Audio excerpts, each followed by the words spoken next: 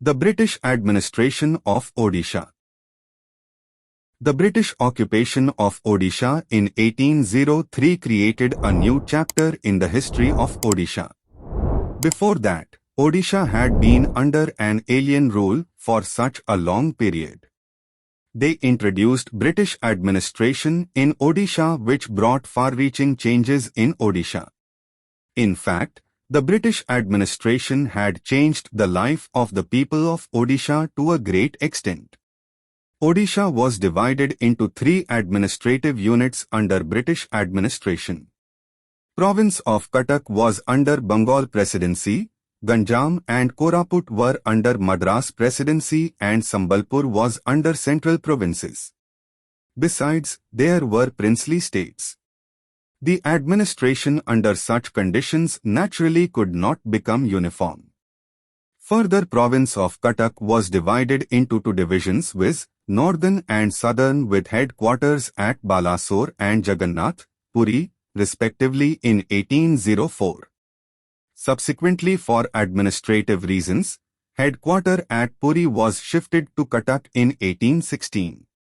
Cuttack also became the seat of the Commissioner, the Board of Revenue and the Provincial Appeal Court in 1818. The Commissioner became the Superintendent of Feudatory States. Cuttack province was divided into Balasore, Cuttack and Puri districts in 1828. The land revenue settlement. In the administration, revenue aspects were considered most important. All the 3 kinds of land settlement, viz., Zamindari, Ryotwari and Mahalwari, were implemented in different parts to assess and collect land revenue. The Zamindari system.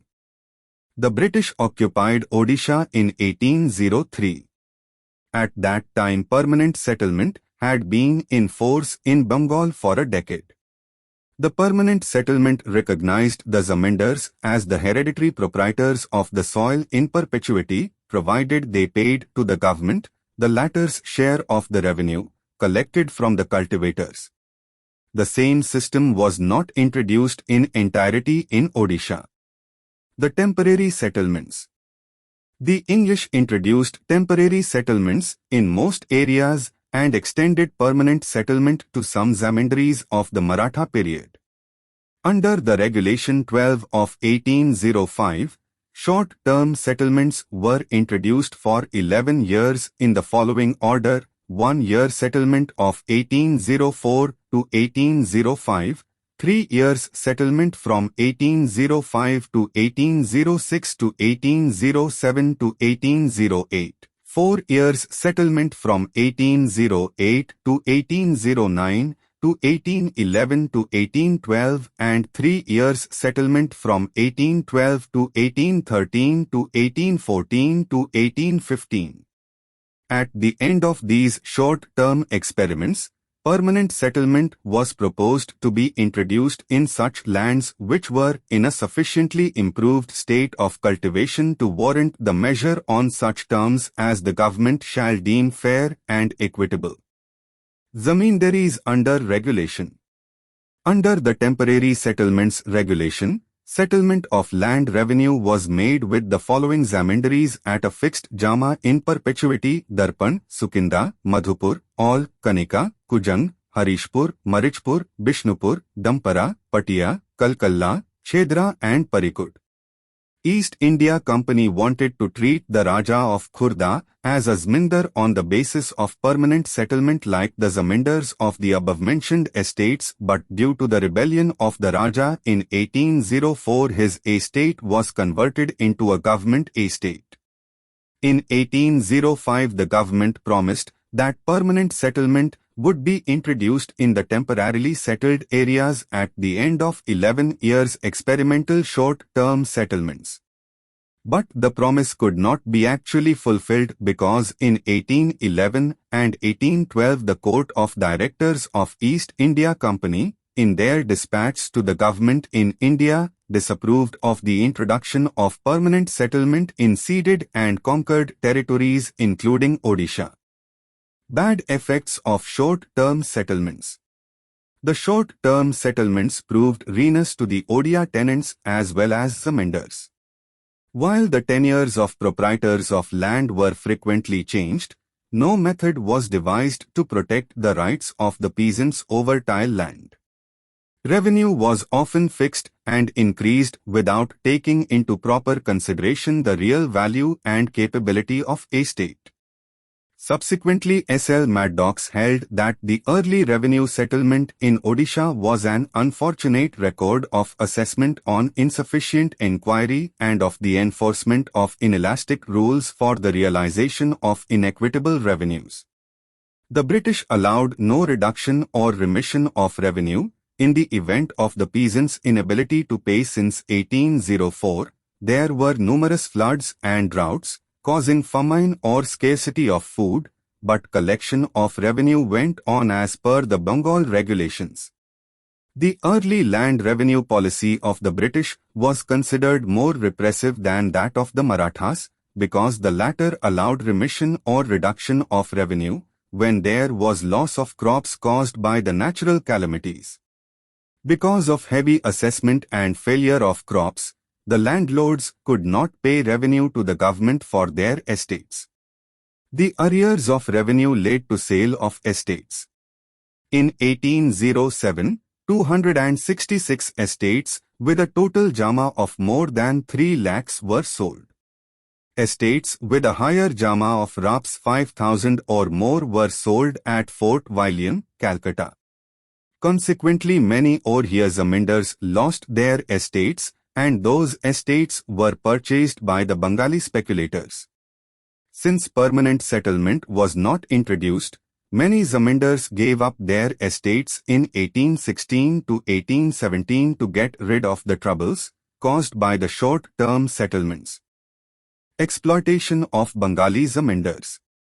The Bengali zamindars who purchased estates stayed away from the estates and appointed amlas to collect revenue. Those amlas took advantage of the peasants' ignorance of regulations and collected more than the legal rent.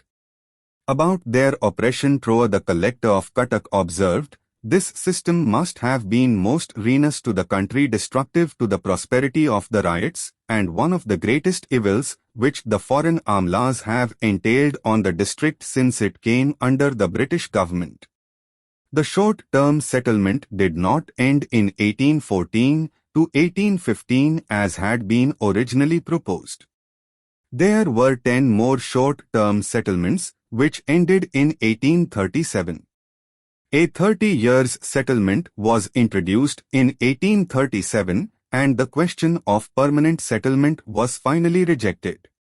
This long-term settlement was made on the basis of careful field survey and investigation into the individual rights of each landholder and undertenant, but the people had already been subjected to much hardship due to the short-term settlement of preceding 33 years.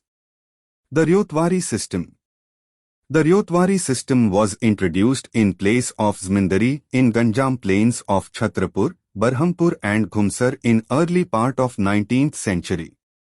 Under the system, revenue collection was made by officials appointed by the company.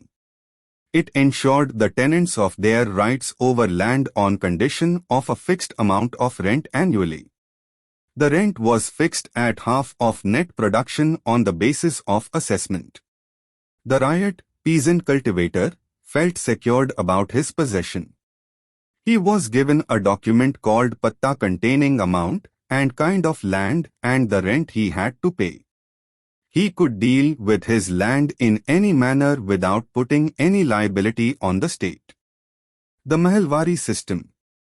The system was introduced in Sambalpur district. It was a modified version of the Zamindari system. Both the zamindars and the village headmen played an important role in the system. They were standing midway between the chiefs of a feudatory state and proprietor of the Mughalbandi area. Sambalpur district was divided into 2 tracts, Khalsa and Zamindari. Whereas the former refers to such land held by village headmen directly from government, the latter was a feudal organization headed by zamindars. Khalsa consisted of 119 Malgujari, 870 Gonshia and 16 Ryotwari villages comprising of an area of 1657 square miles. Whereas Zamindars were 17 in number with 3,248 square miles.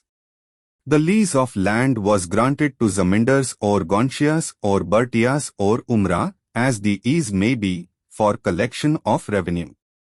There was some tax-free land called Bhogra, Devottara or Brahmottara. Bhogra was enjoyed by those Zamindars, Gonchias etc. and some classes of village servants like Jhankar, village priest, Chowkidar, watchman and Nariha, water carrier, etc. Brahmottara and Devottara were land granted to Brahmins and religious institutions respectively. The system had some demerits. The short-term settlement of the system proved to be harassing and expensive for the tenants. Further, the Zamindars and Gonchias exploited tenants in various ways. Free labor known as Bati, Begar was taken from them. They had to pay Nazrana, present, to secure Zamindars' consent for transfer of land. As Sambalpur district was declared to be a partially excluded area under Government of India Act of 1935, it was difficult to amend the tenancy laws. The administration of justice. The judicial administration, adopted by the British government in Odisha, was efficient. One judge was appointed to look after the administration of justice. The people of Odisha could not follow the clumsy judicial procedure of the court. Sometimes, laws were tilted in favor of the culprit who bribed the amins and other servants of the court and even the pleaders of the opposite party. The people of Odisha gradually lost faith from the judiciary, run by the British government in this land. The same judge also acted as magistrate. The conquered territories were divided into several thanas under the control of the darogas. The police, to a greater extent, was oppressive. So, this is the end of this video. If you enjoyed it, don't forget to give it a big thumbs up and hit that subscribe button if you haven't already. To get the note of this video, scan the above QR code or check description to get the link. Thanks for watching. Have a beautiful day.